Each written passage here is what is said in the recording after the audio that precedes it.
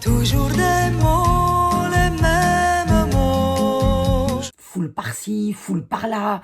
Mais attendez, mais c'est qu'on parle de nous là-haut. Alors posons d'entrée de jeu les bases sémantiques. Foule vient du radical foule, qui a donné le verbe foulare, fouler, une technique des domaines viticole et textile. On en garde la trace dans le mot foulard, pardon. Et fouler, c'est fatigant, hein. C'est écraser, presser, battre, et avec les pieds, la laine tissée, ou le cuir pour l'assouplir, ou fouler le raisin. Je vous raconte même pas comme les pieds trinquent, d'où l'expression prendre son pied. Non, messieurs, rien de sexuel là-dedans, rien du tout. Fouler, c'est presser le raisin pour en faire sortir le jus. Bref, dans la vie, il y a ceux qui se foulent, et puis il y a ceux qui se la coulent.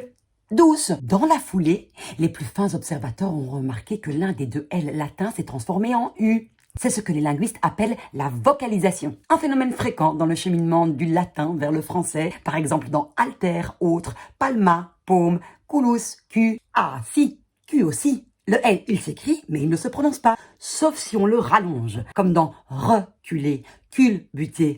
Encore un phénomène linguistique que l'on pourrait rebaptiser la voculisation. Donc, on peut le dire, ce radical n'a vraiment pas bonne réputation. C'est une mare aux préjugés. Lamartine, déjà. Mais aussi, Sénèque, Maupassant, ils méprisent la foule. Alors que Rousseau avait été très clair là-dessus, les gars. Sans foule, pas de peuple. Et sans Rousseau, pas de clé. Sans clé, pas de contact. Sans contact, pas de foule contact. Pas de contact de foule, pas de Covid. Et tout va bien. Pourquoi tout le monde s'en fout, Baudelairienne sur le sujet? Je pense aussi que jouir de la foule est un art. Prendre un bain de foule, c'est enivrant. Mais on dit bien, si tu sais pas boire, tu bois pas. Eh ben, si tu sais pas coopérer, tu restes chez toi au lieu de casser les pieds. Ouais, ça me fout de la bile, ça me file les boules. Parce que quand des cons se défoulent dans la foule, c'est tout le monde qui refoule. Moi, ça me rend foule. Ah, c'est sûr qu'il y a de la folie dans la foule, hein. Pour que les foules n'affolent plus, il suffit de comprendre que la violence s'arrête là où la coopération commence. Alors, nuançons nos mots. On parle de foule, par exemple, l'autre soir à Flaget. Peu importe l'intelligence de la réaction, hein, elle est toujours proportionnelle à l'oppression de nos dirigeants. Plus ils sont cons, plus on le devient. Et puis on pourrait dire que c'est de la foulie quand, comme dans la chaussée d'Ixelles l'autre jour, il y a des fafoules dans le bazar. Si, fafoule existe. C'est un mot rare, dont la définition est grande gueule, et oui, c'est un belgicisme. Et quoi?